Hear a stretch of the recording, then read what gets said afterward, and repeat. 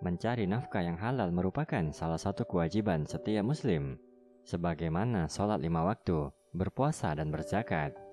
Rasulullah SAW bersabda, mencari rezeki yang halal adalah wajib sesudah menunaikan yang fardu. Hadis riwayat Tabrani dan Baihaqi. Mencari nafkah merupakan suatu amalan yang mulia bila diniatkan dengan ikhlas karena Allah, sehingga bisa meraih pahala. Keutamaan mencari nafkah sangat luar biasa, bahkan bisa menjadi pelindung dari api neraka. Berikut adalah 5 keutamaan mencari dan memberi nafkah. Pertama, menafkahi keluarga lebih utama dari sedekah.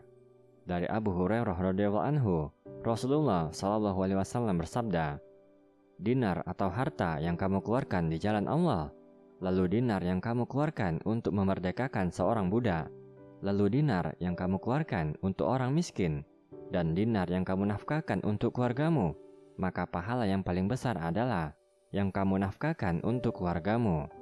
Hadis riwayat Muslim.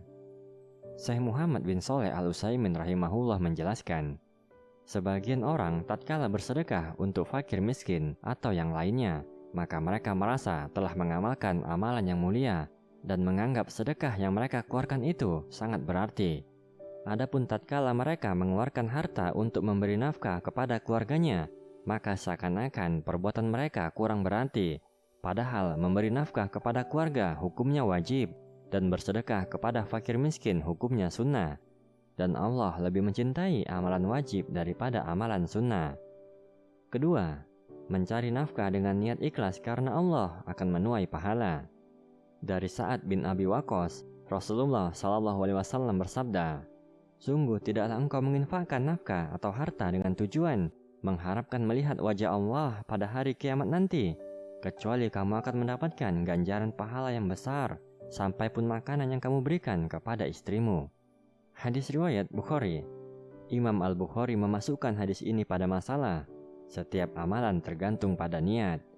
Ini menunjukkan bahwa mencari nafkah bisa menuai pahala jika diniatkan dengan ikhlas untuk meraih wajah Allah. Namun jika menganggap mencari nafkah hanya aktivitas harian semata, belum tentu berbuah pahala. Ketiga, memberi nafkah termasuk sedekah. Rasulullah SAW bersabda, harta yang dikeluarkan sebagai makanan untukmu dinilai sebagai sedekah untukmu. Begitu pula makanan yang kau beri pada anakmu, itu dinilai sedekah. Begitu juga makanan yang kau beri pada istrimu, itu bernilai sedekah untukmu. Juga makanan yang kau beri pada pembantumu, itu juga termasuk sedekah. Hadis riwayat Ahmad. Keempat, memberi nafkah keluarga akan menjadi penghalang dari api neraka. Rasulullah SAW bersabda, jagalah diri kalian dari api neraka, walau hanya dengan bersedekah sepotong kurma. Hadis riwayat Bukhari. Aisyah radhiyallahu anha berkata, ada seorang ibu bersama 2 putrinya menemuiku meminta makanan, tetapi ia tidak mendapati sedikit makanan pun yang ada padaku, kecuali sebutir kurma. Maka aku memberikan kurma tersebut kepadanya. Lalu ia membagi sebutir kurma itu untuk kedua putrinya, dan ia tidak makan kurma itu sedikit pun. Kemudian ibu itu berdiri dan pergi. Lalu masuklah Nabi SAW, maka aku pun mengabarkannya. Lantas beliau bersabda, barang siapa yang diuji dengan sesuatu dari anak-anak perempuan, lalu ia berbuat baik kepada mereka, maka mereka akan menjadi penghalang baginya dari api neraka. Hadis riwayat Bukhari dan Muslim. Kelima, Allah Subhanahu wa Ta'ala akan menjaga kehormatannya. Mencari nafkah dengan usaha yang halal, meskipun dipandang hina oleh orang lain, lebih baik dan mulia daripada meminta-minta dan menjadi beban bagi orang lain. Rasulullah SAW bersabda, sungguh jika salah seorang dari kalian mengambil tali, lalu pergi ke gunung untuk mencari kayu bakar, kemudian dia pulang dengan memikul seikat kayu bakar di punggungnya, lalu dijual, sehingga dengan itu Allah menjaga wajahnya, kehormatannya, maka ini lebih baik daripada meminta-minta kepada orang lain, diberi atau ditolak. Hadis riwayat Bukhari.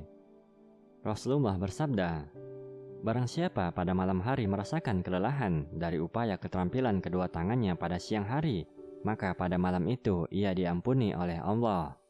Hadis riwayat Ahmad. Nikmatilah lelahnya mencari nafkah untuk keluarga. Semoga Allah Subhanahu wa Ta'ala meridhoi setiap langkah, setiap keringat, setiap pikiran, dan setiap kelelahan yang kita rasakan saat mencari nafkah.